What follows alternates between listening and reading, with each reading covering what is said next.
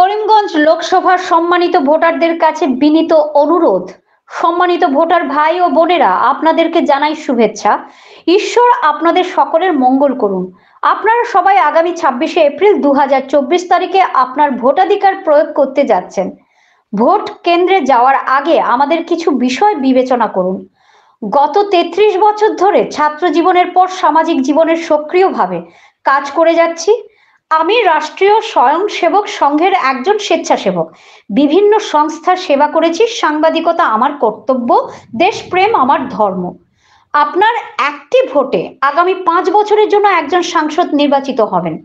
আমাদের দেশে পঞ্চায়েত, বিধানসভা এবং লোকসভায় একটি ত্রিস্তরীয় ব্যবস্থা চালু আছে।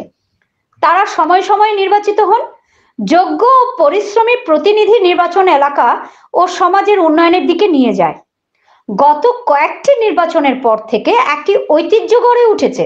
সারা দেশে নির্দিষ্ট ব্যক্তির নামে ভোট গ্রহণ করা হচ্ছে। রাষ্ট্রীয় স্বয়ংসেবক সংঘ ব্যক্তি পূজার বিরোধী এবং গেরুয়া পতাকাকে তারা গুরু মনে করে।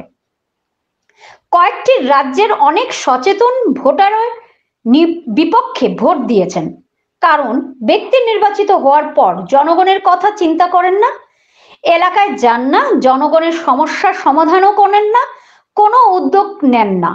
জনগণকে আবদ্ধ শ্রমিক হিসেবে গণ্য করা হয়েছে।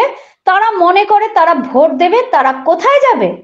আমাদের এলাকার উন্নতির জন্য এই চিন্তাধারা বদলাতে হবে। আসাম সরকার ও শাসক দল বরাক উপত্যকার প্রতি বৈষম্যমূলক আচরণ করছেন। বরাক উপত্যকার আওয়াজ দিল্লিতে পৌঁছতে দিচ্ছে না। বিরোধী দলগুলি মুখ্যমন্ত্রীর হাতের পুতুল। সীমাবদ্ধতায় আমাদের 2টি আসন কমানো হয়েছে, কেউ আওয়াজ তোলেনি। গত 10 বছর ধরে মহাসড়কের কাজ অসম্পূর্ণ। শিলং রোডের অবস্থাও খুব খারাপ। হাইলাকান্দি জেলার সাথে রাজধানীর সরাসরি রেল যোগাযোগ নেই। সরকার বরাক নদীতে নৌ পরিবহন চালুর আশ্বাস দিলেও তা চালু হয়নি।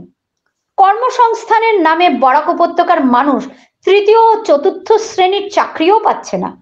গ্রামীণ এলাকায় নজর দেওয়ার দূরের কথা, শহরাঞ্চলেও পানীয় জল ও স্যানিটেশনের অবস্থা খারাপ। চা বাগান এলাকা ও গ্রামাঞ্চল কৃষিকাজের জন্য রাস্তাঘাট, পানীয় জল, মোবাইল সিগন্যাল ও সেচের অনেক সমস্যা রয়েছে। বরাক উপত্যকায় কাগজের কল একটি শিল্প ছিল, সেটিও বন্ধ হয়ে পড়েছে এবং হাজার হাজার মানুষ বেকার হয়ে পড়েছেন। সরকারি সুযোগ সুবিধাগুলোতে চলছে দালাল রাজ। সিন্ডিকেট শাসনের কারণে বরাক উপত্যকায় নিত্য প্রয়োজনীয় পণ্যের দাম বাড়ছে। আসামে 200 বছর ধরে চা শ্রমিকেরা ভূমিহীন। চা শিল্প দিন দিন দুর্বল হয়ে পড়ছে। প্রয়োজনীয় সরকারি কাগজপত্রের অভাবে চা জনগোষ্ঠীর লোকজন সরকারি সুযোগ সুবিধা, ব্যাংক ঋণ ও চাকরি ইত্যাদি নিতে পারছে না। সরকারি স্কুলে হিন্দি শিক্ষক নিয়োগ করা হচ্ছে না। 1857 সালের প্রথম স্বাধীনতা সংগ্রামের প্রথম শহীদ বিপ্লবী মঙ্গল পাণ্ডেকে অপমান করা হচ্ছে। অসম সরকার ভাষা শহীদেরও সম্মান করে না। এগুলো ছাড়াও বিভিন্ন এলাকায় আরো বড় সমস্যা থাকলেও গত 5 বছরেও সেগুলো সমাধানের কোনো উদ্যোগ নেওয়া হয়নি। শুধু আবেগের বশে ভোট দেবেন না, বিবেককে কাজে লাগান। আমি আপনাদের সকলকে প্রতিশ্রুতি দিচ্ছি যে আমি উপরের সমস্যাগুলি সমাধানের জন্য সর্বাত্মক চেষ্টা করব। এজন্য আপনাদের সকলের সহযোগিতা একান্ত কাম্য। করিমগঞ্জ ও বরাক উপত্যকার উজ্জ্বল ভবিষ্যতের জন্য আপনাদের মূল্যবান ভোট ও আর্থিক সহযোগিতা খুবই জরুরি। আপনারা আপনাদের মূল্যবান ভোট দিয়ে আমাদেরকে শক্তিশালী করুন। আমি আপনাদের কাজে লাগব। পূর্ণ আশা এবং আত্মবিশ্বাসের সাথে আপনার স্নেহাকাঙ্ক্ষী নির্দল প্রার্থী দিলীপ কুমার। করিমগঞ্জ লোকসভা কেন্দ্র থেকে স্বতন্ত্র নির্দল প্রার্থী দিলীপ কুমারের স্বঘোষিত নির্বাচনী ইশতেহার 2024। 1 নম্বর, বরাক উপত্যকার অত্যন্ত পিছিয়ে পড়া শ্রেণী চা জনগোষ্ঠীর সামাজিক, অর্থনৈতিক, শিক্ষাগত ও সর্বাত্মক অগ্রগতির জন্য সম্ভাব্য সব রকমের প্রচেষ্টা করা হবে। 2 নম্বর, শত বছর ধরে চা বাগান এলাকায় বসবাস করা চা শ্রমিক এবং প্রাক্তন চা শ্রমিক পরিবারের জন্য থাকবে পাট্টার জমি বরাদ্দের প্রচেষ্টা। 3 নম্বর, চা বাগান এলাকায় বসবাসকারী মানুষ ভূমিহীন রয়েছেন।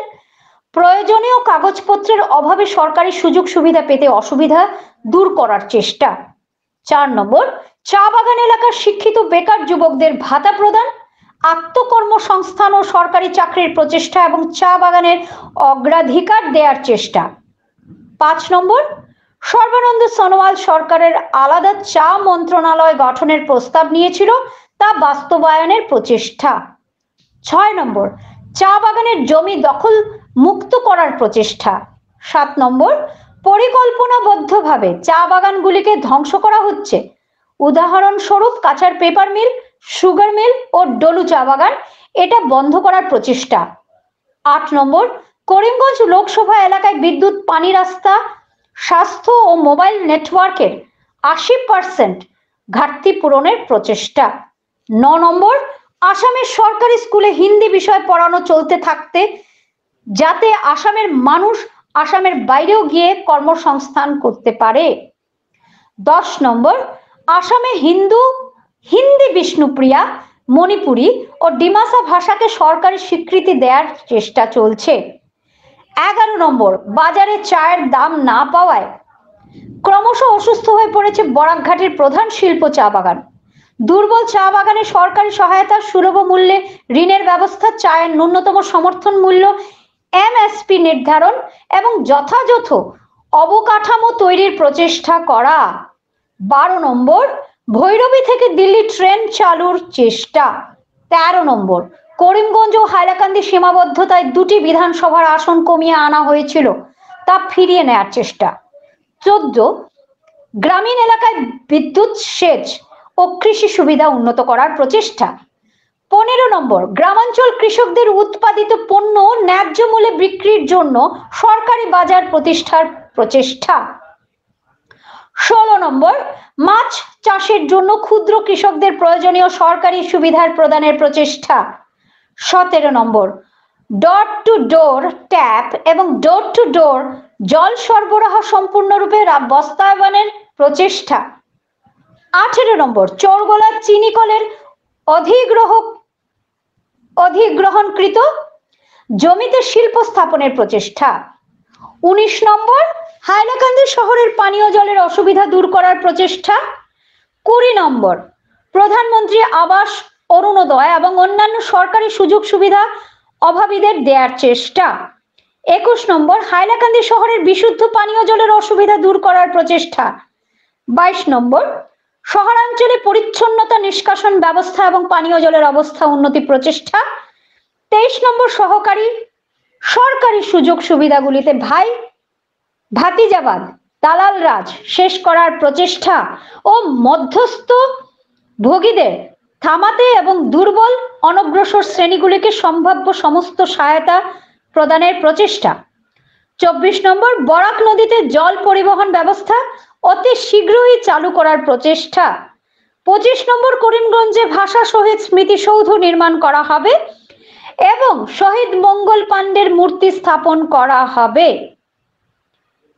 এনি 24 থেকে ভয়েস ও রিপোর্টে আমি স্বর্ণালী মিশ্র। भारत माता की जय श्री राम। दिलीप कुमार जिंदाबाद, दिलीप कुमार जिंदाबाद, दिलीप कुमार जिंदाबाद। आज मैंने करीमगंज लोकसभा क्षेत्र से निर्दलीय प्रत्याशी के रूप में नामांकन पत्र जमा किया है। मैं करीमगंज लोकसभा के दूर दूरान पिछड़े क्षेत्रों में रहने वाले और ग्रामीण क्षेत्रों में रहने वाले, नगरीय क्षेत्रों में रहने वाले सभी भाइयों, बहनों, माताओं के सुविधा के लिए लड़ाई लड़ूंगा। हमारे करीमगंज की उन्नति के लिए प्रयास करूंगा। हम लोगों ने जो उद्देश्य लिया है, हमारा जो घोषणा है, उसमें समग्र विकास के लिए हमने जो है उद्देश्य निर्धारित किया है। और विशेष करके बराक वैली में जिस प्रकार से असम सरकार, भाजपा सरकार बराक वैली की उपेक्षा कर रही है, बराक घाटी के साथ भेदभाव कर रही है, उसके खिलाफ हमारी आवाज़ है। डेलिमिटेशन में 15 विधायक थे बराक वैली के, उनको 13 कर दिया गया। 29 लाख लोगों को आधार से वंचित किया गया है और बहुत सारा भेदभाव हमारे साथ हो रहा है। बराक घाटीर बेरोजगार बेकार ছেলেমেয়েরা 3rd গ্রেড 4th গ্রেডেরও চাকরি পাচ্ছে না। তাদের জন্য আমাদের ফাইট আছে, আমাদের সংগ্রাম আছে। আমাদের সঙ্গে যে ভেদভাব হচ্ছে এটা নিয়ে আমাদের এখানে জনপ্রতিনিধিরা আওয়াজ তুলছে না। এর জন্য আমি নির্দল হিসাবে করিমগঞ্জ থেকে আজকে মনোনয়ন দিয়েছি।